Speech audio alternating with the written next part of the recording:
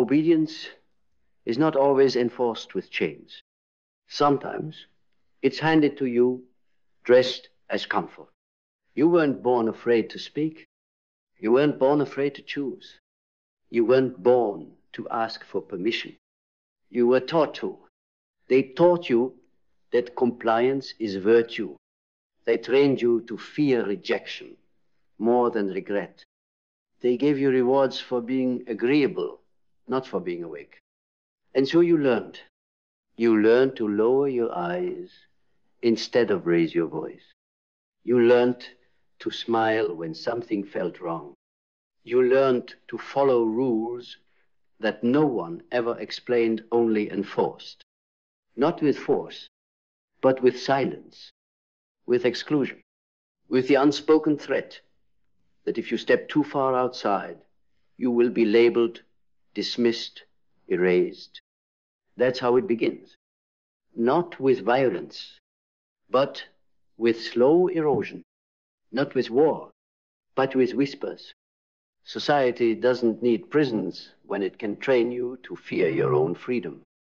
It doesn't need walls when it can convince you that obedience is love, that submission is peace, that being good means never questioning what good even means. This is how obedience is manufactured. They give you a script. Be polite. Be quiet. Be normal.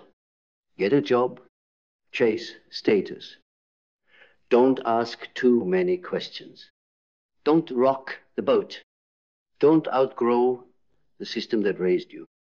Because if you do, you will scare them. And if you scare them, they will try to shrink you. You'll be told you're arrogant. You're too much. You're ungrateful. You're rebellious. You're dangerous. Not because you are, but because you remembered that your life belongs to you.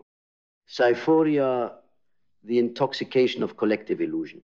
You feel it every time you scroll, every time you buy what you don't need, every time you smile while suffocating.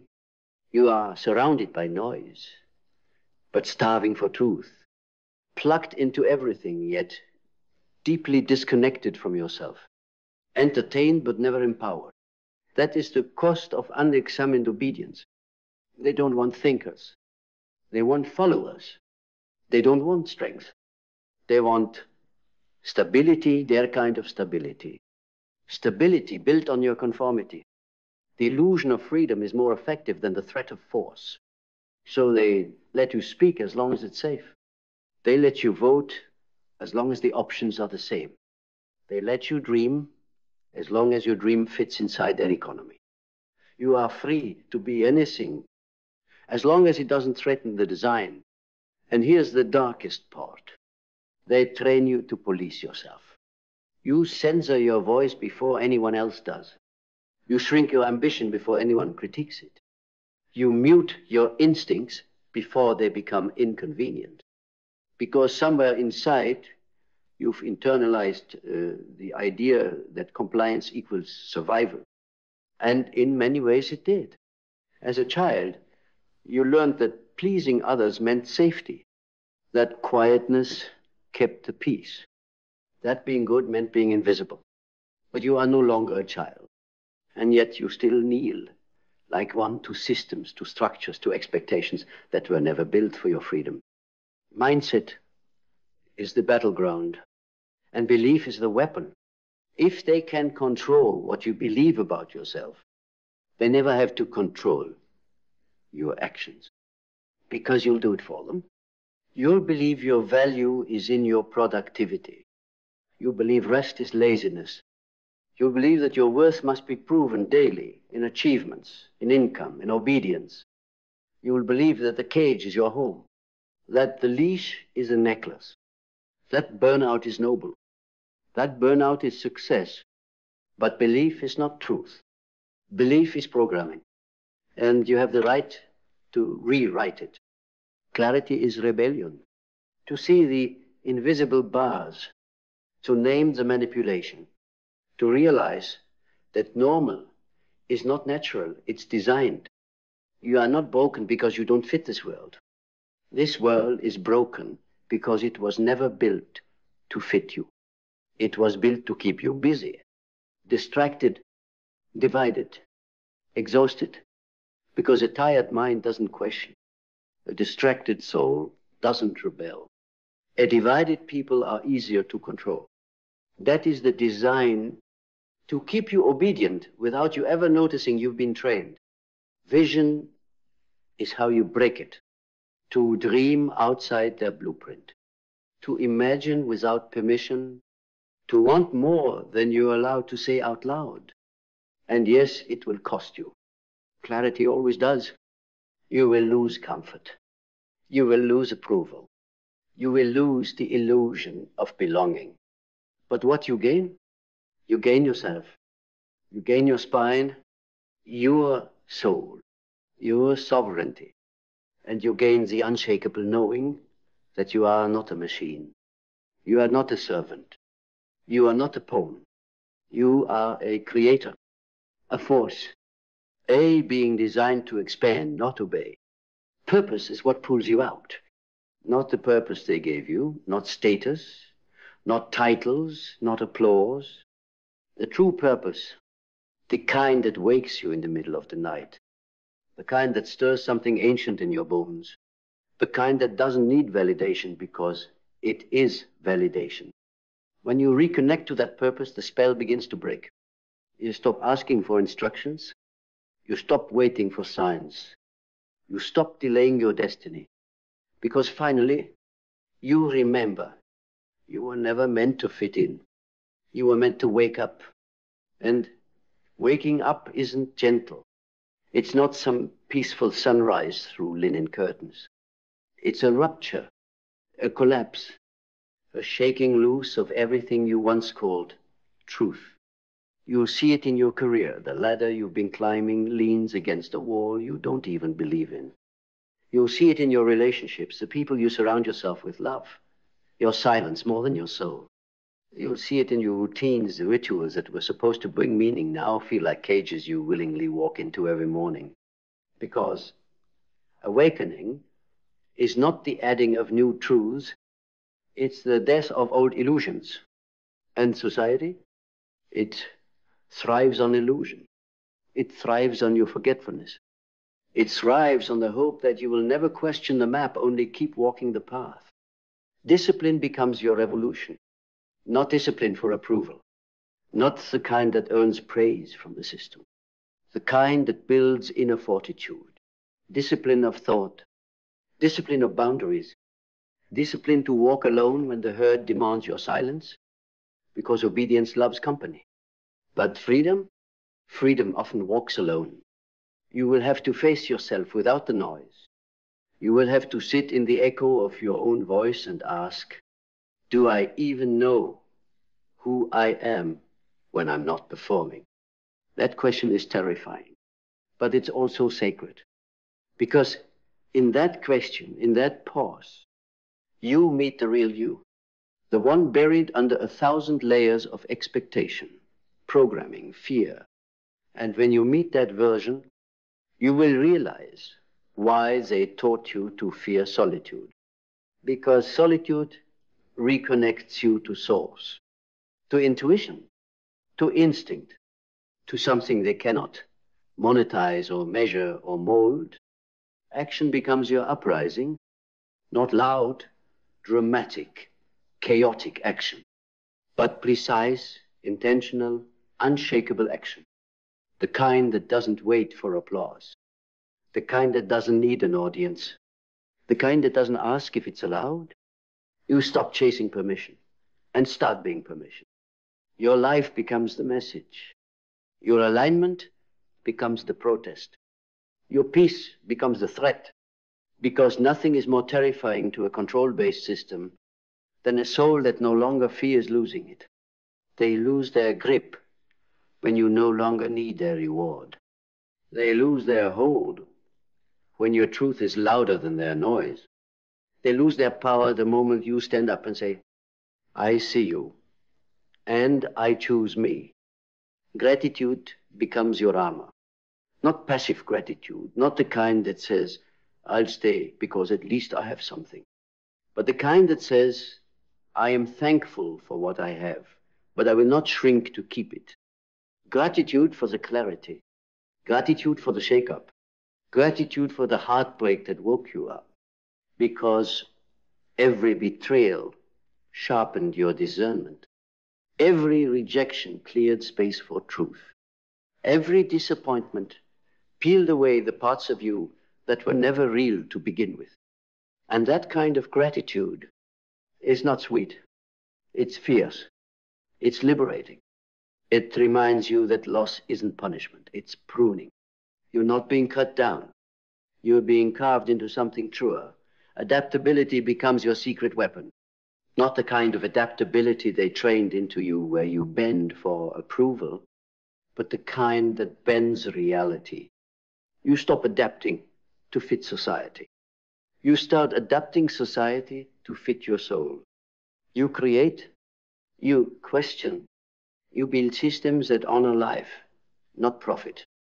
You become dangerous because you're no longer predictable. You're no longer programmable. You are no longer one of them. You are something else now. You are awake. And there is nothing more terrifying to a dying system than someone who can see through it and still walk with love, still speak with clarity, still move with purpose, still build while others obey. Resilience becomes your foundation because they will try to pull you back, not always with force, often with guilt, with you've changed, with you're so difficult now, with why can't you just be normal again? They will shame your transformation because it reminds them of their stagnation. Do not return to who you were. That version of you was surviving. This version, this one, is living. And it will hurt because rebirth always does.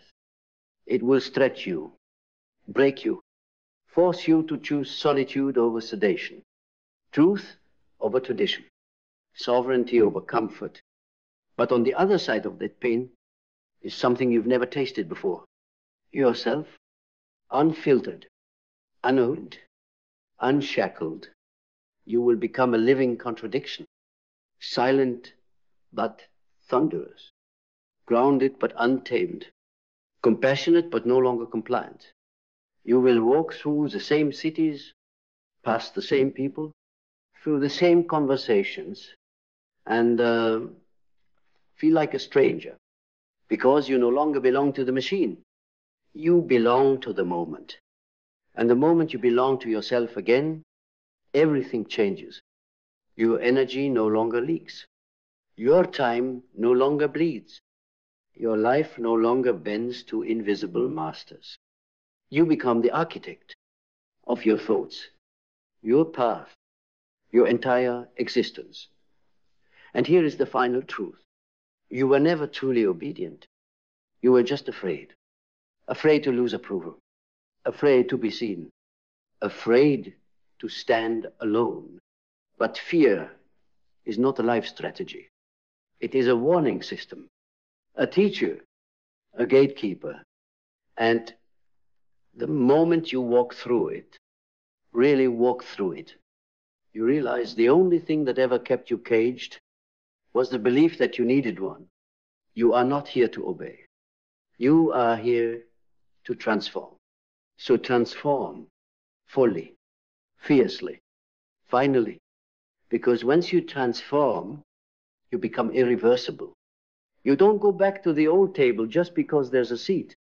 You don't crawl back into roles that require your silence. You don't dim the fire. You had to walk through hell to ignite. You see with different eyes now.